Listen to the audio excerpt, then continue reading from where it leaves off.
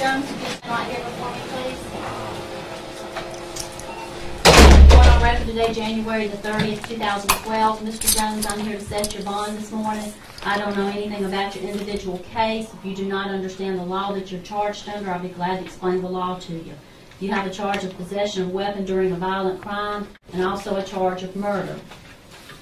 You have the right to have an attorney present with you when you go into court. If you cannot afford to hire an attorney, I will be glad to screen you to see if you qualify. That will be based upon your income, and then that will be applied to federal guidelines.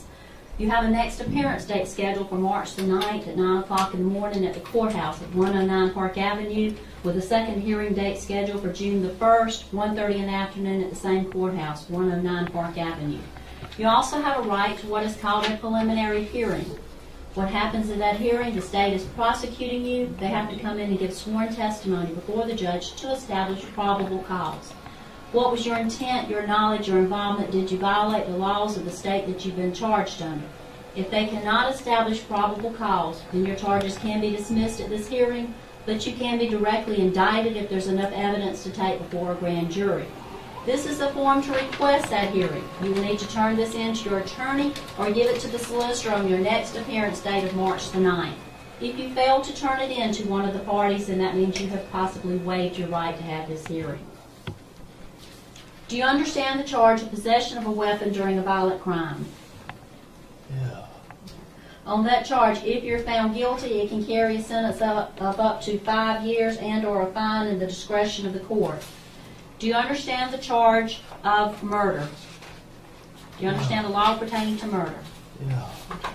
That can carry up to life, imprisonment, or the possibility of death, according to the law.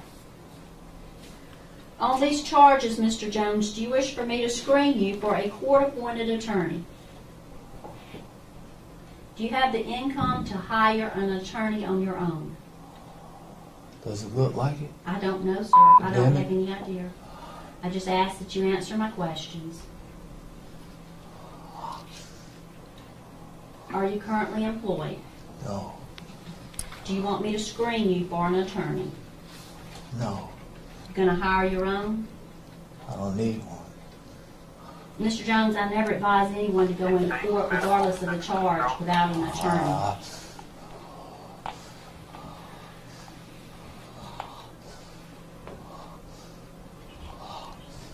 Do you want to be screened for an attorney? I don't care. Mr. Jones. You state at this time you are currently unemployed. I am going to pre-qualify you for a court-appointed attorney. Someone from the Mr. Jones, someone from the Public Defender's Office will come over and speak with you about your case. Now, on the charges of possession of a weapon during a violent crime, here's a copy of all your rights that I've gone over with you. If the charge is brought against you, if you're found not guilty, or if the charges are dismissed or null pros, then these can be expunged from your record, which means they can be erased from your record just like it never existed. Also, if you fail to appear at any of your court hearings, additional charges can be brought against you. Is your mailing address 324 Human Street in Batesburg? Yeah. Mr. Jones, this is your paperwork with your next appearance dates on it. It also tells you that I have pre-qualified you for a court-appointed attorney. I need you to sign that on the bottom line for me, and I will give you a copy of it.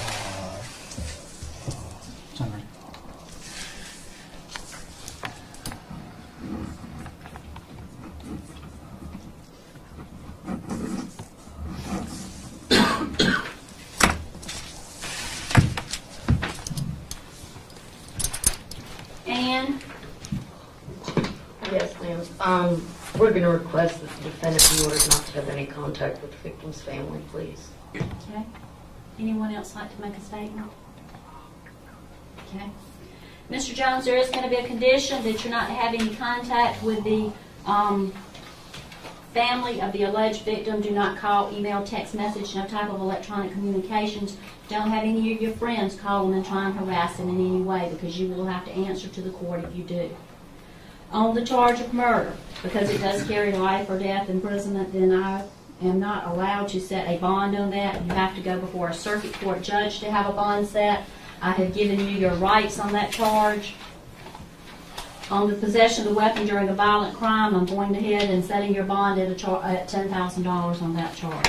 Understand you cannot be released until you go before a circuit court judge to have your bond set on the murder charge, and you also have a hold on you for another county, so even after that bond is set, the possibility is that you will not be able to bond out. I need you to initial on the front stating you understand your first appearance date for me. You gonna initial right here?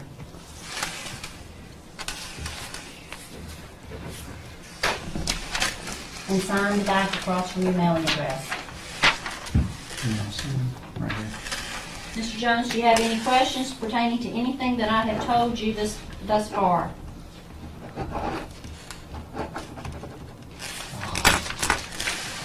Okay.